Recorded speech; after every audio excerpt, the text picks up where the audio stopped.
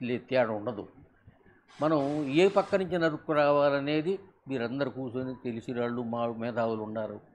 ఏ plan చేసి ఎట్లా ముందుకెళ్ళాలి, ఎట్లా ఛానల్ అవుట్ చేసుకోవాలి అనేది ఇప్పుడు ఈ రోజుకి ఈ క్షణంలో తేలేది కాదు. ఇప్పుడు ఈ పత్రం మీద కూడా ఇమీడియట్గా చదివి చెప్పేవి కాదు.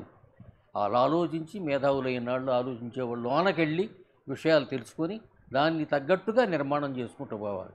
దీని వెనకాల ఒక నిర్మాణం ఉంది. నిర్మాణ దశలోకి వచ్చాం ఇవాళ. దానికి ఒక సంస్థ ఏర్పడింది.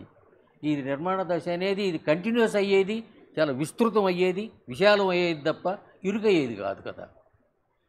సువిశాలమైనటువంటి భారతదేశంలో అనేక దోపిడీలకు గురవుతున్న భారతదేశంలో జనంలో మనం భాగమైనప్పుడు, వాళ్ళ అంతరాత్మ మనకు అర్థమైనప్పుడు, ప్రపంచవ్యాప్తంగా వస్తున్న ఒక్క ఛత్తీస్గఢ్ లేకపోతే బస్తరే కాదు కదా, ప్రపంచవ్యాప్తంగా ఎక్కడ దోపిడీ ఉంటే, ఎక్కడ హింస ఉంటే దానికి వ్యతిరేకంగా గొంతు ఎత్తుతున్నాం మనం. పాలస్తీనాకి వ్యతిరేకంగా కానీ, లేకపోతే ఉక్రెయిన్కి వ్యతిరేకంగా కానీ ఎత్తుతున్నాం కదా. కాబట్టి ఇది ఒక సింబల్ అనుకోండి, ఒక గుర్తు అనుకోండి, ఒక ఇమేజ్. ఆదివాసీలు వాళ్ళ సంరక్షణ అనేది ఒక ఇమేజ్, ఒక బొమ్మ. దాన్ని పెట్టుకొని మనం ముందుకెళ్తున్నాం. మీరు చాలా చాలా అనుభవం ఉన్నవాళ్ళు ఉన్నారు ఇక్కడ. గత 10 ఏళ్ళుగా, 20 ఏళ్ళుగా, 30 ఏళ్ళు, 40 ఏళ్ళు, 50 ఏళ్ళుగా ప్రజారంగంలో ఉండి పనిచేసిన వాళ్ళు ఉన్నారు. వాళ్ళ అనుభవం నుంచి స్వీకరించినవి చాలా ఉంటాయి. వాటిని జత చేసుకొని మనం ముందుకెళ్ళాలి. ఇప్పుడు లక్ష్మణ్ చిత్తశుద్ధి గలవాడు, పాణి ఉన్నాడు, చాలామంది, ఈ అబ్బాయి ఉన్నాడు, చాలామంది ఉన్నారు. పోరాటం చేసే దశలో కలిసేవాళ్ళు చాలామంది కలుపుతారు. జారిపోయేవాళ్ళు జారిపోతారు. జారిపోయిన మాట అనకూడదు. జారిపోయే ప్రశ్న లేదు. రాగలిగినంత వస్తాడు, దూరం నడిచినంత నడుపుతాడు, తర్వాత అప్పుడు విరమించుకోడు, ఆడ కూర్చుంటాడు అంతే. కాబట్టి కొత్త తరాన్ని ఇన్క్లూడ్ చేయాల్సిన అవసరం ఉందని నేను అనుకుంటున్నాను. విద్యార్థుల దగ్గరికి ఎట్లా పోవాలి, ఈ ఉద్దేశాలని జనాలను ఎట్లా తీసుకెళ్ళాలి, ఎట్లా ప్రచారం చేయాలి, ఏదైనా పాంప్లెట్ వేద్దామా, లేదా గ్రామాలకు వెళ్ళి మాట్లాడదామా? దీర్ఘకాలికం కాబట్టి ఇది జనానికి అందాలి. ఇదిగో వీళ్ళు ఈ పని చేస్తున్నారు, పలానా కోసం వాళ్ళ కోసం చేస్తున్నారు వీళ్ళు అని బయట ఉన్న ప్రజలకి కనుక అందకపోతే మనం ఈ రూమ్కే పరిమితమైనట్టుగా ఉంటుంది. అది వద్దు. ఆ పూర్వం చేసిన పొరపాట్లు మళ్ళీ చేయొద్దు. ఏ రకంగా వెళ్ళగలం, ఏ ప్రాంతంలోకి వెళ్ళగలం, ఎట్లా మనం ప్రచారం చేయగలం, ఎట్లా ఈ సందేశాన్ని వాళ్ళ దగ్గరకు తీసుకెళ్ళగలం అనేది మీరు ఆలోచించండి. పాంప్లెట్ వేద్దామా, లేకపోతే ఒక వ్యాన్ వేసుకొని ఊరూరు తిరిగి ప్రచారం చేద్దామా, ఏం చేద్దాం? ఇది మొత్తానికి ప్రపంచవ్యాప్తంగా అందాల్సినటువంటి ఒక మెసేజ్. ఆదివాసీలు అనేది ఒక గుర్తు అనుకోండి. ఆదివాసీల పోరాటానికి సంఘీభావం ప్రకటించడం, వాళ్ళ హక్కుల్ని చెప్తున్నారు కదా. వాళ్ళకి తెలియదు, ఏమీ తెలియదు కదా. తెలియని వాళ్ళ గురించి మనం నోరు విప్పుతున్నాం. మనం కూడా రేపు ఇబ్బందులకు గురి అవ్వచ్చు. అన్నిటికీ సిద్ధమయ్యే రంగంలో వస్తున్నాం. దీన్ని ఎట్లా బయటికి తీసుకెళ్ళాలి? ఇక్కడ చాలామంది మిత్రులు ఉన్నారు, తెలిసిన వాళ్ళు ఉన్నారు, అనుభవజ్ఞులు ఉన్నారు. ఆలోచించండి, ప్లాన్ చేయండి. ఇప్పుడు కాకపోతే మీరు కాగితం మీద రాసి ఇవ్వండి.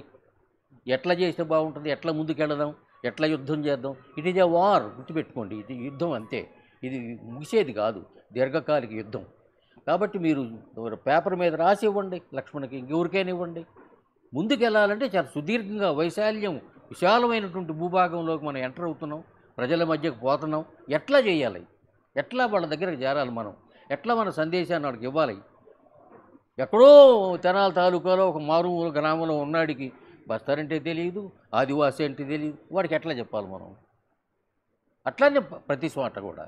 కాబట్టి ఒక్కటి గుర్తుపెట్టుకోండి, మనం అన్నిటికీ సిద్ధమై ఉందాం, దీర్ఘకాల యుద్ధానికి సిద్ధమై ఉందాం, ఈ వ్యవస్థ మీద యుద్ధానికి సిద్ధమై ఉందాం అయ్యా.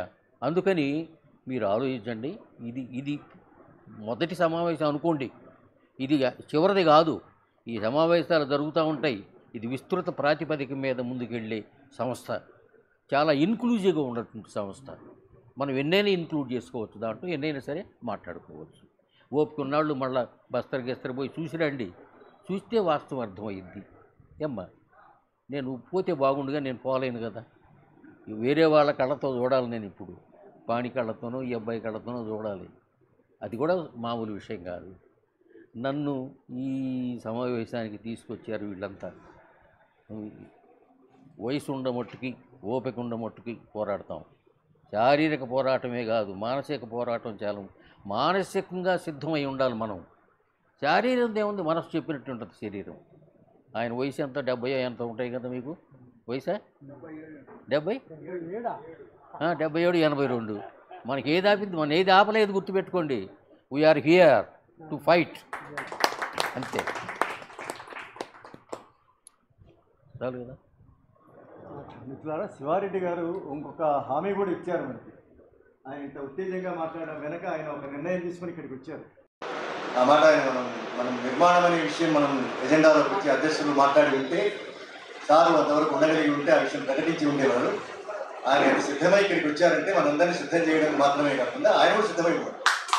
ఒక కమిటీ మనం ఏర్పాటు చేస్తే ఈ కమిటీ నిర్మాణంలో నేను ముందు ఉంటాను.